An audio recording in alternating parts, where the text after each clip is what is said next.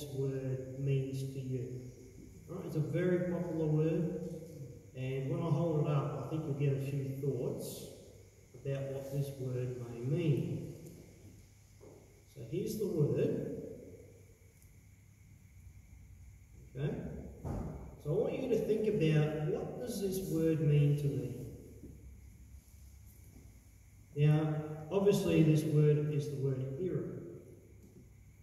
And you hear this word being mentioned in society a few times, especially when a disaster may happen.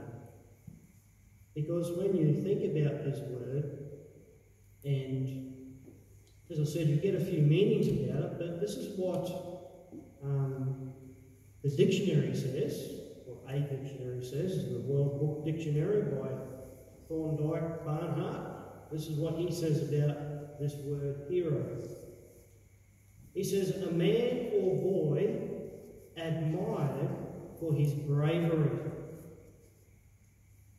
great deeds, or noble qualities.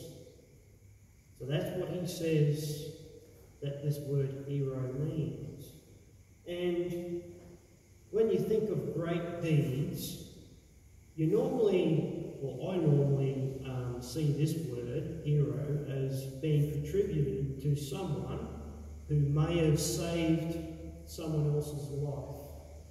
You know, there's been a lot of stories down through secular history about heroes that have saved an individual's life in all different circumstances, whether it's been in a wartime, or whether it's been someone drowning, or whether it's been in a car accident and someone has dragged someone out of a burning car.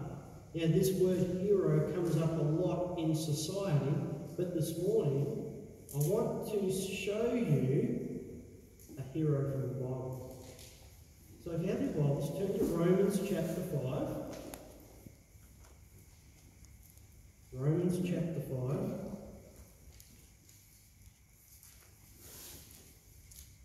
Now, as you're turning there, you think about great deeds. You know, someone has done something great for someone else, and that is a definition of a hero. But when you think about that, the hero normally saves someone who is weaker. Right? They may not have strength at the time to save themselves. But the hero comes along and he saves them because they're unable to save themselves if they're in a weaker type environment. But the hero needs strength, okay, to save them. So Romans 5, verse 6, it says there, for when we were yet without strength, so it's talking about us. For when we were yet without strength, in due time, Christ died for the ungodly. So it shows us that we are without strength. And because we're without strength, we need this hero to come along and to save us. You know, the one who has strength. The one that can do a great deed for us. You could say the one that could save us from a situation that we may be in. Look down to verse 8. But God commendeth his love toward us. You see, the hero that sees someone who is in distress, someone who is without strength, someone who is weak, they see them, and the person who is willing to try and save them cares for them. You see, they have a loving heart. They have a care for that individual that they see in a predicament where they may die. So that hero, that person goes over and tries to save them or saves them from their predicament. That's the same what Christ did. He says there in verse 6 that when we were yet without strength, What did he do? He died for us. He died for the ungodly. Why? Because in verse 8 it says, "But God commendeth his love toward us, in that while we were yet sinners, Christ died for us." Did he have to? No. He didn't. But he chose to. He lost his life saving us from sin. Why? Because he loved us. He cared for us. He saw that we're in a state where we were without strength. Why? Because of sin. Brother Lambert, he told me yesterday that he had put on Facebook about sin and about how sin was the greatest infectious virus ever known to man. How? Well, in verse 12 here it says, "Wherefore, as by one man sin entered into the world, and death by sin."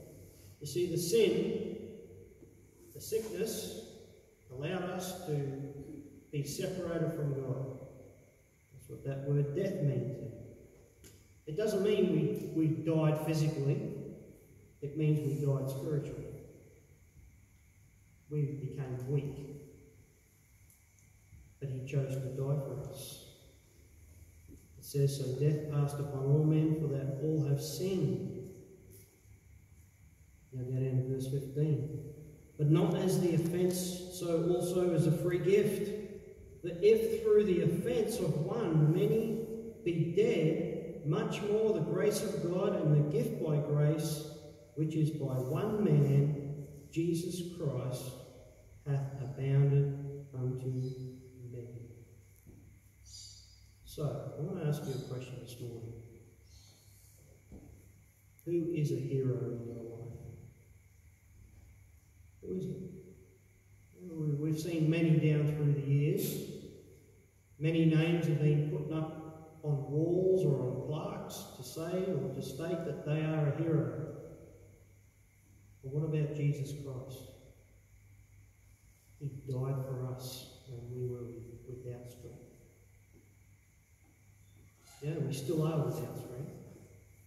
And in the sight of God, we really are insignificant. But he is strong. He can save you today. He can be your hero. But, like anything in life, it's up to us. It's our choice. See, the only difference between a hero today saving you and the Lord is that if you're in a life and death situation, that hero comes along and saves you regardless. But with God, he gives you a choice. Accept me or not. But he wants to give you the free gift. The free gift of salvation today. So, it's up to us. Do we want him to be our hero? Or don't we? It's up to you, but he's my hero. And I chose him to be my hero. Okay, let's sing some more.